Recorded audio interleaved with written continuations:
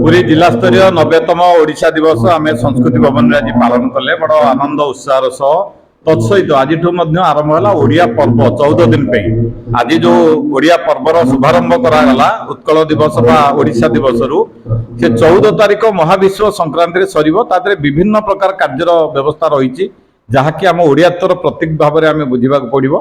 पारंपरिक पोशाक परिधान हो खाद्य हो पिठापणा हो झोटीमुर्ज हो हुड़होली प्रतियोगिता हो ये सब विभिन्न कार्यक्रम रही भितर पिलामानंकर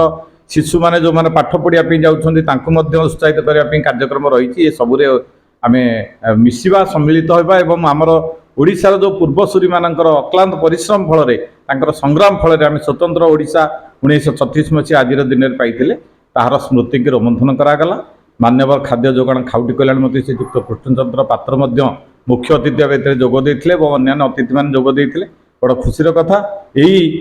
स्वप्न को नहीं 2036 विकसित ओडिशार स्वप्न देखाई जहाँफल आम गोटे विकसित ओडिशा गठन कर समस्त सहयोग।